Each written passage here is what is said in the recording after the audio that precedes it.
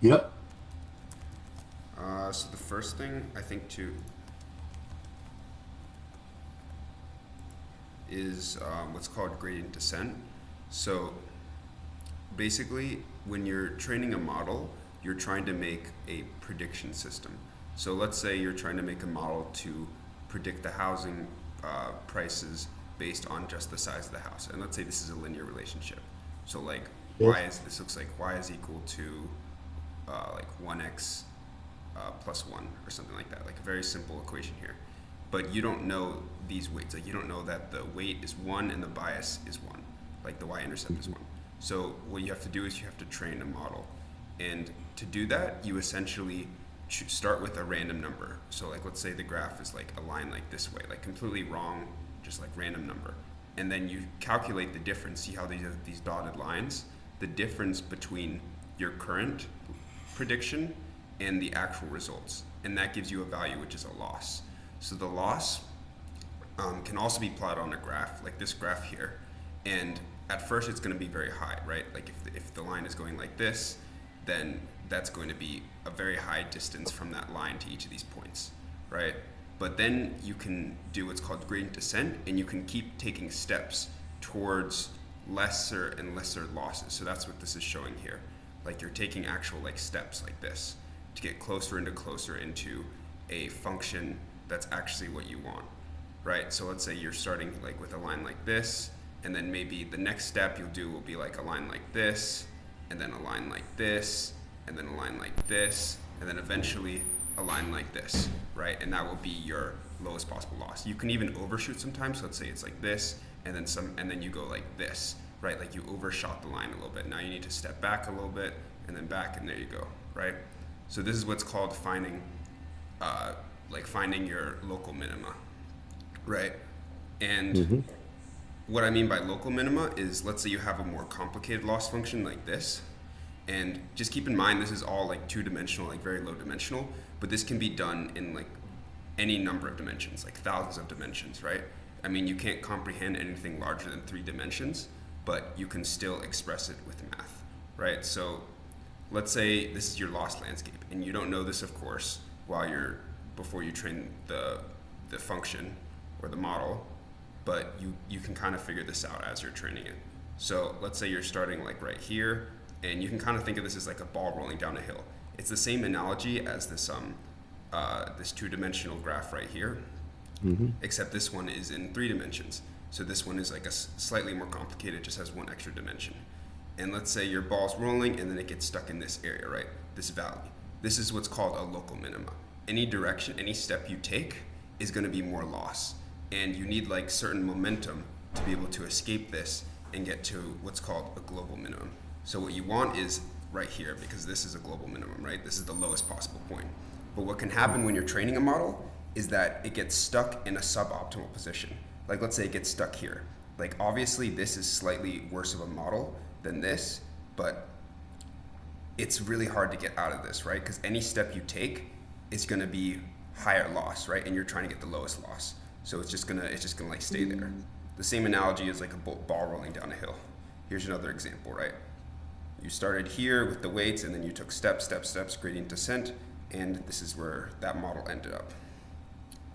Um, did Is there any confusion here, or do you guys understand this principle of basically are trying to find the values for a mathematical function such that when you give that an input, it gives you an output that is what you want to predict?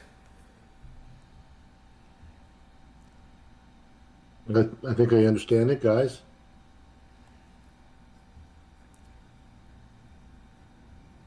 Yep. Okay. Okay, so this is the concept of training a model, right? So this is just classic machine learning. When you have, I guess, the broader like AI landscape, which includes things like large language models, those are more complex systems, but they rely on these same principles. When you're training when someone's training a large language model, they're still using a form of gradient descent, and basically just they set it up so that how do I explain this? Your data, like the data which would be the entire internet, you can, instead of predicting like the price of housing and seeing how much that is off by, you can ask this model, you can make a model to predict the next word, right? So let's say you have like a document like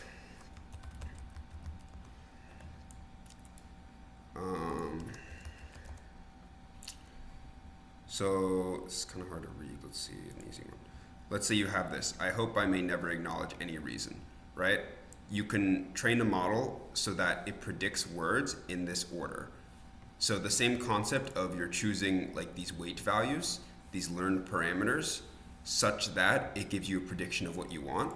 The architecture for a large language model was designed such that when it is trained, those learned parameters predict text similar to all of the text that it was trained on.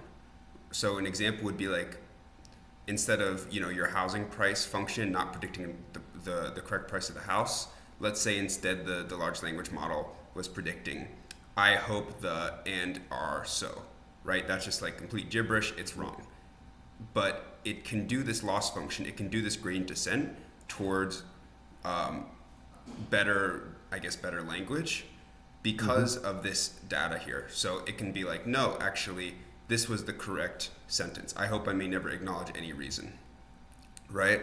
So it can adjust the weight parameters such that what the words that is predicting are closer to this actual sentence. So then let's say after that iteration, it then is predicting, I hope I may never acknowledge so reason, right? That's really close, right? So that's on the gradient descent, that would probably be something like closer to here, right? Like almost at your global minima.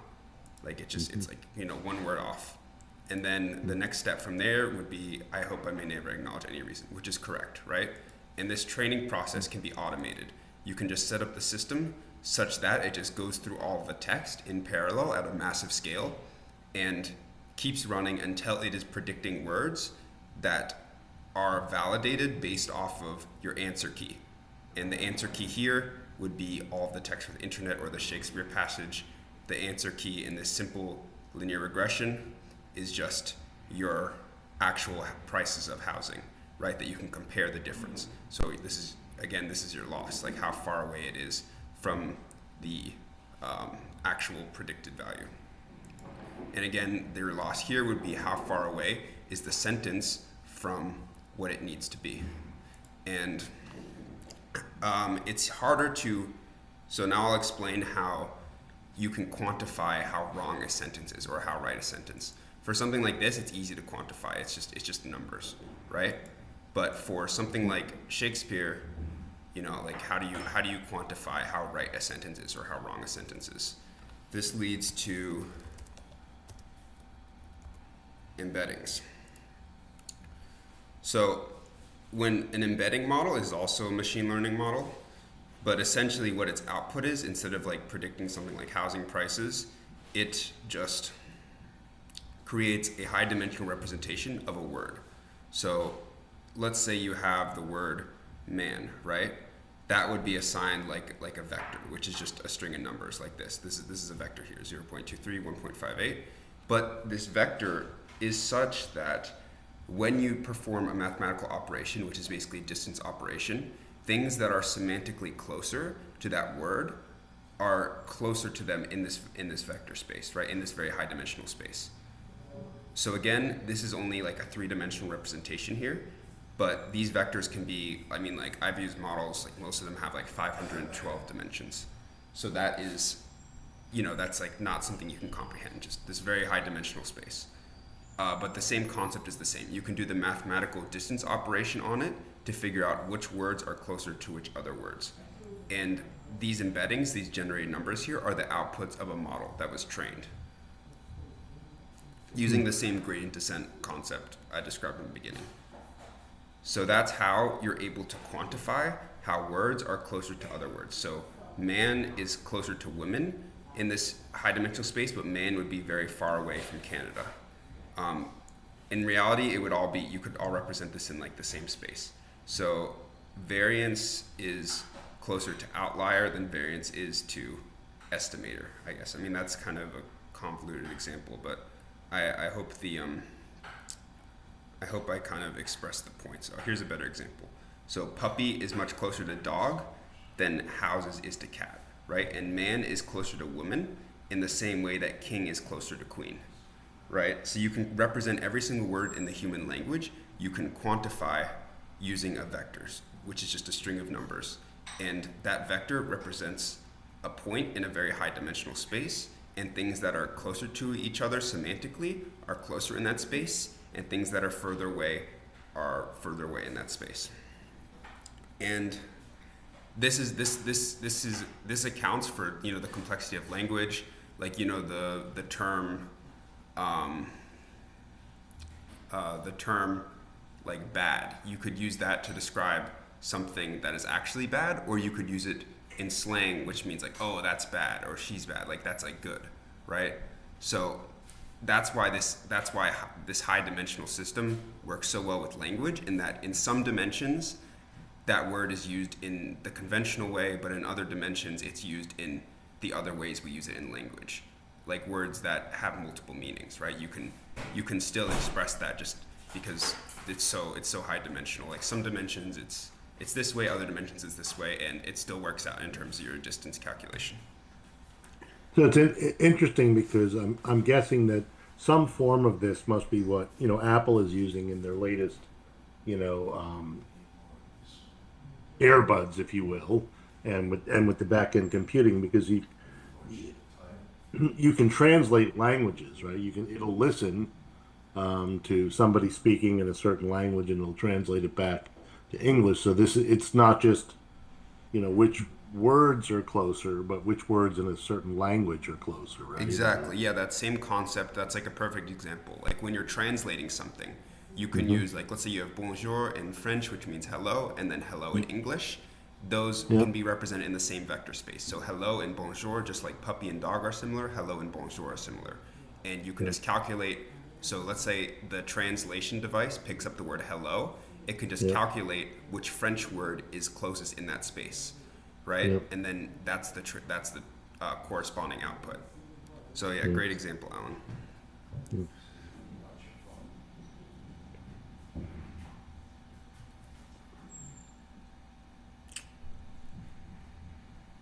Are there any other questions? I have a question. So so I understand the concept, but like, how is, you know, each value of a vector determined? Like, it's a lot of data, right? How do you get that data, and how do you, I don't know, configure it in the model or add it to the model so that it's actually correct? Is it like manual labor? Sorry, what you said gradual? No, like manually, like how do you get this data, and how, you know, how do you make sure that the data is correct? So that's actually the hardest part of training models. Like actually when you have the data and the data is clean, like that's the easiest part. But usually getting the data is the hardest part. So you're right there. Like a lot of companies like OpenAI, they'll hire like overseas people in like India who will just like manually do like create validation training data sets that they use to train on their models. So yes, like manual labor is a large part of it, but you know, like people can create data in clever ways. Like for instance, just taking things from the internet. Like you can just download some books off the internet, and that's some training data for you right there, right? In terms of creating a model that creates embeddings like this, you do need to have some like labeled data set. So for instance, you would have certain labels like, oh, what you would take every word in the English language and then just give examples of words that are more similar to it. Or rather, you can extract this from text itself.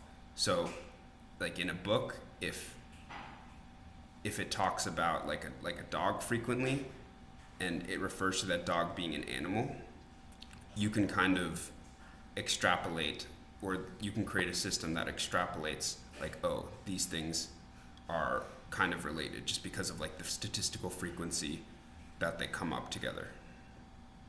So there are like kind of like, you know, creative ways that people can create labeled data sets, but a lot of the time people have to resort to manual labor, which is why training models can be pretty expensive.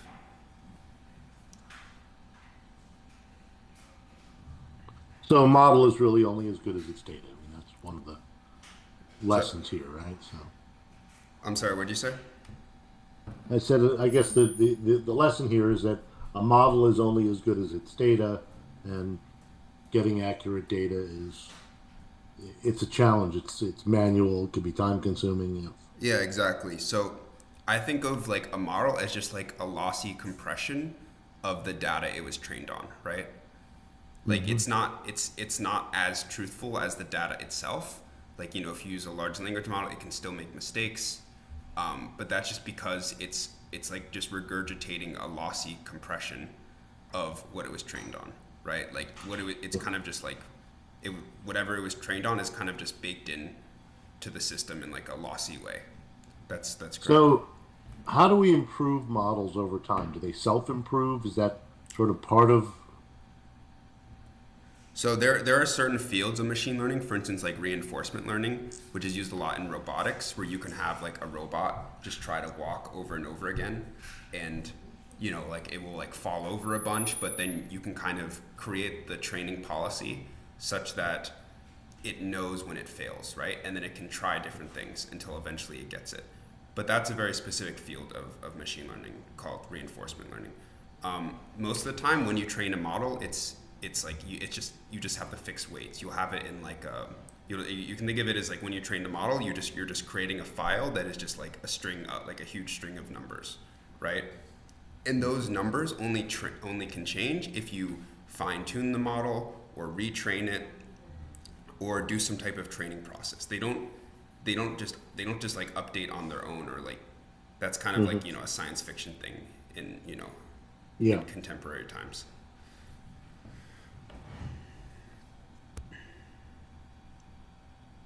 Interesting.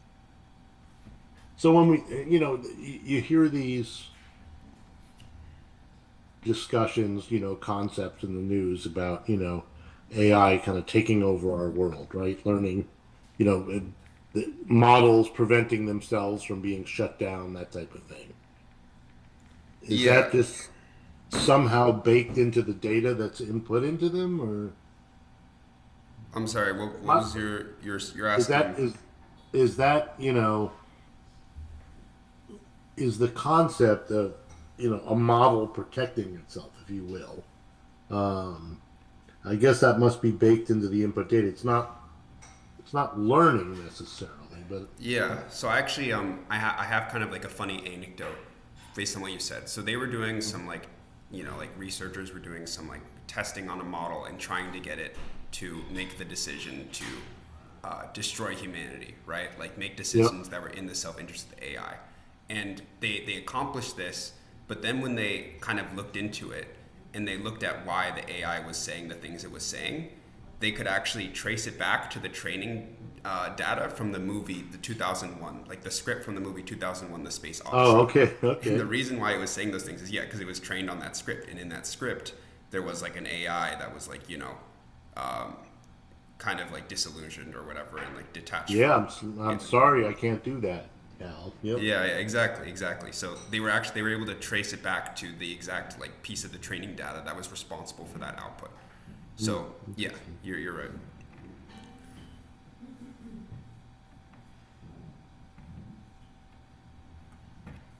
All right. Where do we go from here? In terms of like, Well, what other concepts would be worth?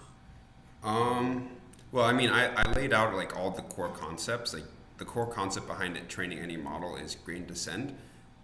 But this is for supervised learning. There are certain techniques, like for instance, called unsupervised learning, which just basically you don't need a training data set. If you're training it unsupervised learning, it's essentially like a clustering model, where you have your data and you're trying to split it up into categories, right? So you're not you know you don't need to label the data, but you can, if your data is represented as numbers, you can still kind of like cluster it. right? So you can create these like boundary areas so that whenever you have an input, like imagine this is a two-dimensional graph, like this is like 0, 0, 0, 1, 1, 1. Imagine that, right? Anything, any input you get that lands in this area is this category, like the green. Anything that lands in the blue is the blue. Anything that lands in this area is classified as red, right? So this clustering model, it essentially, if you plotted your data out on a graph, it's just drawing these boundary lines, right? Of like statistically, like mathematically, where are like the places where this data can be separated the most easily.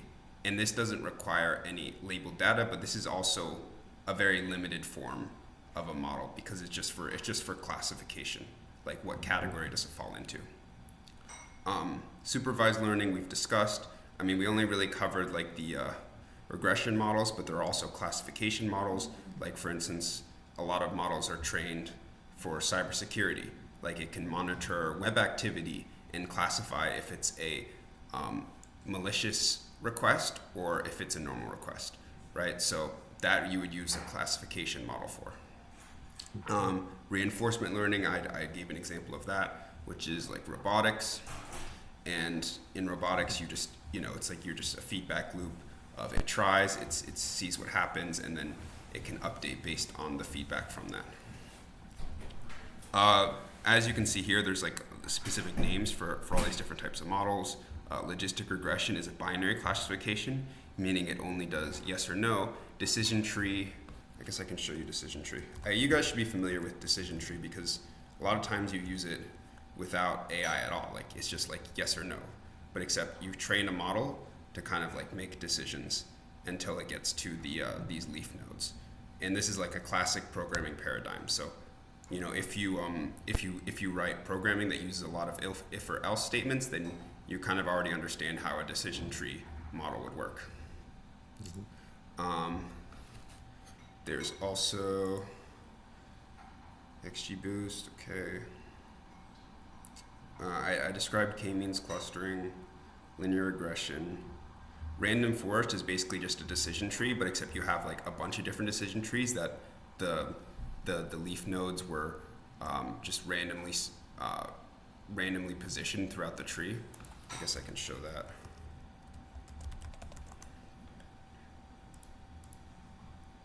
So instead of just a single tree, you basically you make a bunch of trees, but you like randomly spread out the nodes. So like you can kind of just like randomly orient them in this tree, and then you have like a voting system, right, where all the trees make a prediction, and then you just have like a majority voting where the result that the majority of the trees voted for, that's the final result. That's random forest. There's XGBoost, which is it's kind of like the alternative to the random forest in that instead of just, these aren't really good representations, let's see. Instead of just, I guess I'll just try to explain it. I mean, I was hoping I could find a better visualization, but instead of like just like a flat random forest where everything's on the same level, XGBoost can kind of just make like a tree that keeps growing, right? So the tree will keep adding more nodes to itself depending on which subset the input data falls into. So if, for instance, if the data falls into this category, it will make a new tree just to classify it. And this is just to maximize the prediction accuracy. So if, let's say this one right here is your main tree, and it's only 90% accurate, the data that is failing this tree, so the data that's being misclassified by this tree, you can just simply make another tree. So if any data is part of the subset that's being misclassified, for now on, just put all data into this tree, right? And this tree is just for that data. And let's say that gets you to 97%. So this tree and this tree are classifying data correctly only up to 97% of the time. So that remaining 3% you can just give to this tree, right? So you're kind of just like sorting, you're putting the inputs in whichever tree can correctly classify them. And you know which tree you can put it in based on which category the inputs fall into. And that's determined based on the training process. What else is there? So we discussed embedding models. We kind of touched on large language models. I mean, large language models, they have such like a complex architecture. I don't know if you guys want to go into that. It's pretty complicated, but I gave kind of the essence of how it works in terms of the Shakespeare example. What else? I mean, these are kind of all the paradigms of machine learning right here. Is there any other questions or any like requests to like cover a specific topic? How do you assign, weights and bias, in a model, if you will? So those are the trained data. It's like when you're training a data using, I'll pull up gradient descent again. So again, let's say this is your function, right? I think you guys will remember, like from high school, you learned y equals mx plus b. It's just a linear function, right? But that when you have, so I'll show y is equal to mx plus b. So in this example, this like very simple linear model here, where you're predicting the price of housing based on the square meters of the house. These are your weights and biases. The slope, which is m, and the intercept, which is b, right?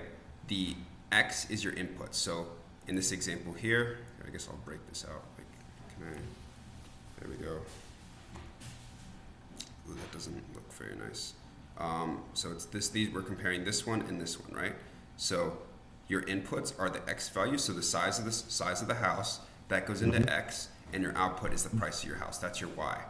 The m and the b are what you're training for. The m is the weight, the b is the bias, right? And that's what you're training for here.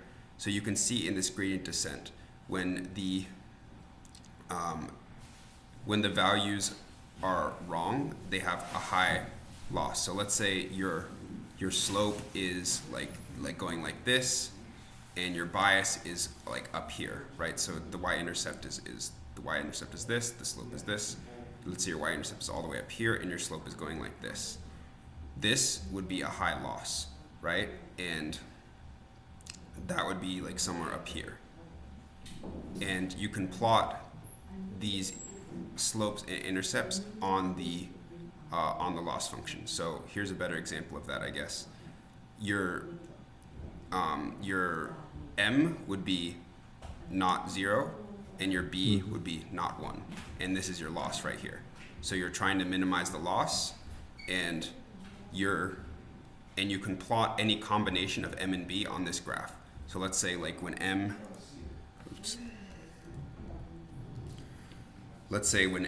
is 0.6 and b is 0.4, this is a high loss, right? So this goes back to gradient descent. You're choosing these m and b values, your weight and the bias, such that your loss function is being minimized.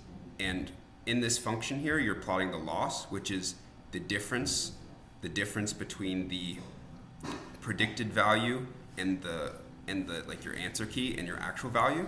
So you can just add up the distance of all these lines, and that's your loss.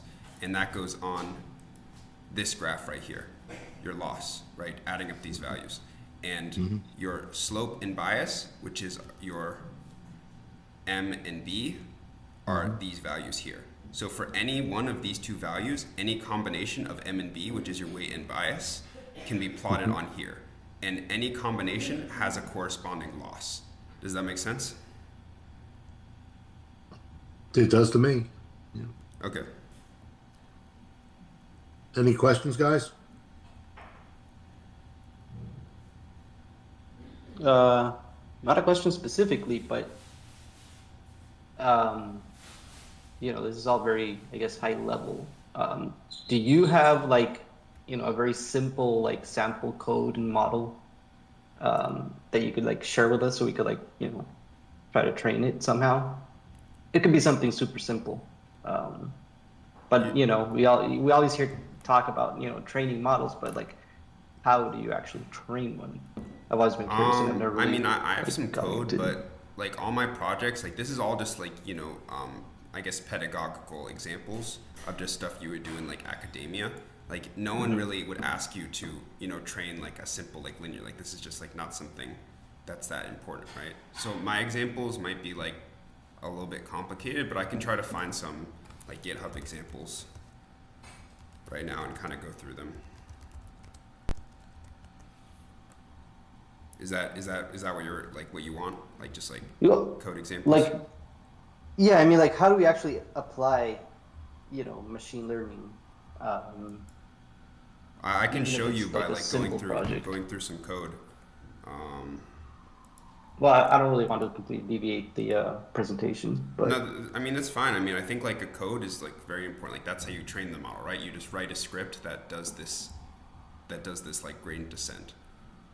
So I can find an example for you. Okay, this is probably good.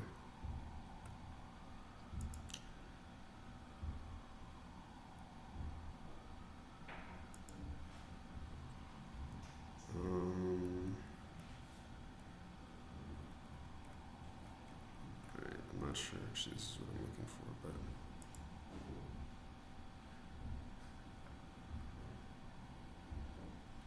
here, okay, I'll just skip to this one, regression. So linear regression, this is what we described before. You can also have like, so any equation you can represent via regression. So like a polynomial equation, which is like, a bit more complex, it's not just a straight line, the same concept still holds. It's just a bit higher dimensional. So instead of like 2 dimensions on your gradient descent, which I showed, instead of your 2 dimensions here, your m and your b, you just have more dimensions, which you can't comprehend because we only see in 3 dimensions. But okay, this does not. Let me try to find the code. Oh, here we go. So they're using. I wish they just had all the code in one file. This is kind of annoying to look through. Let me just see if they just have it in a file.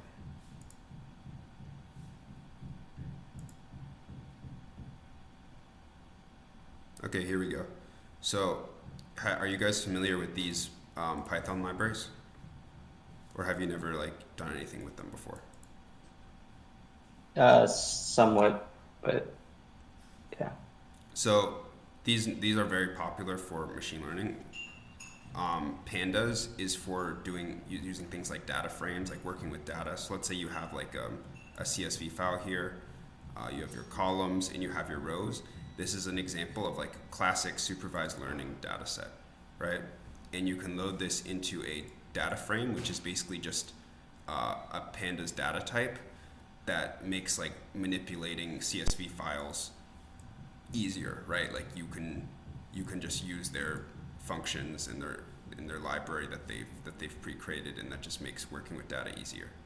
So this is just some pandas code here where they're just defining things like, oh, a month is just, you take the pandas data frame, you take the date time index, and for pumpkins, the date, which is here, date dot month. So it can automatically extract the month here, and this is just the months, right? Here they're extracting the day of year, and they're just cleaning this data set into a new data set here. So basically, they manipulated this data frame, they removed all of the null values, and this is what was the result here. So they ran new pumpkins.head. This is a new data set, the head, which is just like the first 5 lines, I guess. They did some other things here. You call this exploratory data analysis, where you could kind of just like, you can do like scatter plots, you can like graph it in different ways, and that just like, you can like understand the data before you try to train a model with it.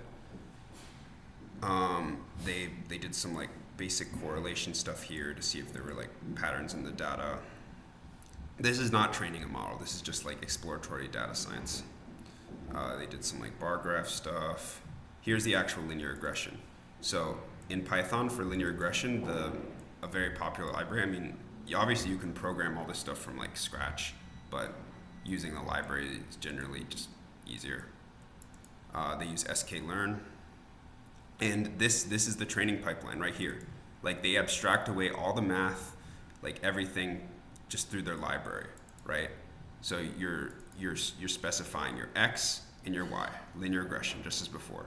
So this is what are they trying to predict? I think they're trying to predict, okay, they're trying to predict the price of the pumpkin based on the day of the year, right? So this is the day of the year it was planted, and this is the price of the pumpkin, right?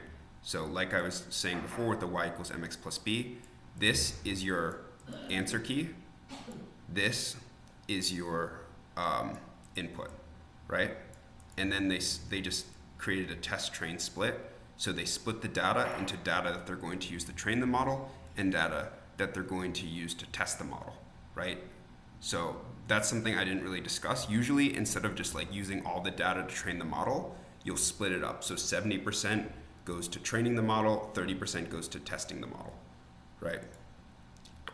Here they're defining a linear regression object, and they're fitting the model here. This is actually what's training the model. So see, this is they abstract away all the complexity here. Like literally, this is the only code needed to train the model, right? So they ran this code and they printed the mean error. So mean error is what I was telling you before, which is the loss. You're trying to minimize this number. This number you're trying to make as close to 0 as possible. And like I explained before, this number is the distance between each point and your predictions. So this line represents your prediction function. So any input here, the output's just going to be on this line, right? So if it's 300, your output's like 16.5 or something like that. And yeah, so these are the real values. This is the real data, and this is the line. This is your model right here, basically your predictions. And here they're just doing they're outputting the coefficient and the intercept. So like I said before, this is your bias, this is your weight, this is the slope of this equation, this is the y-intercept, which is, okay, that says 21, but as you can see here, this is not intercepting at 21, so I'm not sure why they have it like that, and here they're just using the model. So this was training the model, and once you train the model, you can use it as much as you want. So they did linear underscore regression dot predict, and here's the input and here's its output, right? So when using the model, it's just one line of code. You just give it the input, which they gave like 256, which is like here, and then the output was around here, and yeah, 16. So 256, and it outputted 16 right here. And here's another example. Here's polynomial regression, where instead of training like a straight line, you can have a more complex equation to get kind of like a curve here or something like that. And here their lesson here is that like you can't always use like a linear, like linear relationship is kind of rare in the real world. Like you can't just usually represent a pattern by just like a straight line. So they're trying other techniques here. It's like, okay, maybe if we do a little curved line like this will be a better fit. And they train this model, so here's the training code, and this got a mean error of 2.73. Is this better? Let's check. So 2.73. So it's only slightly better than the linear line. This is 2.77. This is 2.73. So this is only like slightly better. Like I would say this isn't even like better enough to justify using this as your model over this one. They're like very similar.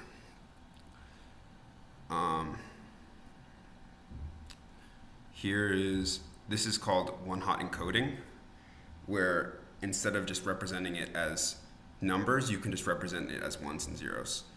I can go into one-hot encoding. I mean, it's kind of just a very technical thing.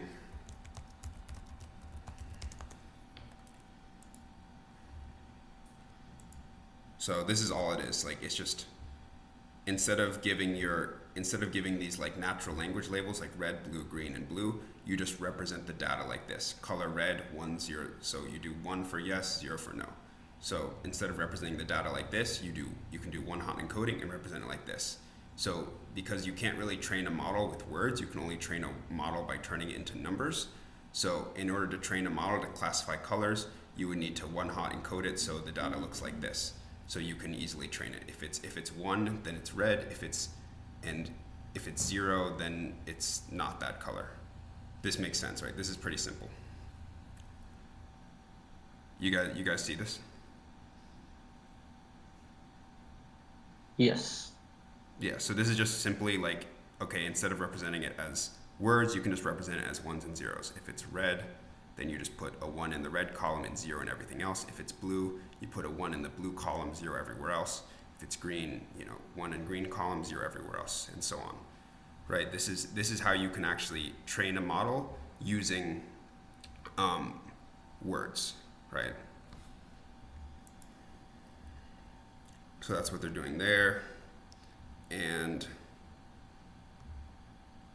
they're basically just training the model again, except they're using these one hot encoded values. So they're instead of just using the one feature, instead of just using the day it was planted as a way to predict the model, they're using these semantic values, which are, let me go back to them. So like, see something like the city name, right? You can't just train a model using the word Baltimore. You can instead create like create a column for each city. Like, is it Baltimore? Is it New Orleans? Is it New York? And then use binary, like ones and zeros. So if it's Baltimore, you put a 1 in the is Baltimore column and then zeros in all the other city columns. If you want to one hot encode cities. And yeah, they just trained the model using these additional features. So actually, yeah, they didn't actually use more than one feature. In this example, they only ever use one feature. So instead of using the day of the year it was planted as the input, they just tried using the variety, which is a one hot encoded value, to predict the price, and that had a higher loss. So in terms of predicting the price, the day of the year is more important than the variety of the pumpkin. That's what they determined here. And then they just do polynomial regression, and what did they use as the polynomial features too? Oh, okay, so in this example, instead of using just one feature, they tried using both, which is the day of the year and the variety of the pumpkin. And taking into account both of those features had a mean error that was lower than any of the models they tried training before. So taking into account more features led to a model that predicts more accurately, right? So that's this example here. Here's the code. Like, if you're using a Python library like sklearn, it can be very simple. Like, literally, this is this is your training code. Like, this is it. You do the imports, you specify your input, specify your output, you decide how you want to split the data, and then you fit it, and then you make predictions. Like, actually, if anything, this is just the code you need to train the model. Well, to be fair, you also need the pandas code up here to put it in a data frame, but this is primarily the code for training the model. Does that, Matt, does that like cover your curiosity for like how this actually looks in code? Yes, thank you. Okay. So one thing, Harrison, we might want to touch on is you might recall back at the end of September, you sent me some concepts for how we might apply AI to data that exists within Foglight. Right. And we know that Quest is going to do some of this. We don't know what yet. But there were a couple of examples that might be interesting, depending on what Quest does and depending on what we want to build into cartridges rather than the Foglight framework, for example. So one thing you had mentioned, and see if you could find this email you sent me. It's on September 26th, and you might know what I'm referring to. Okay.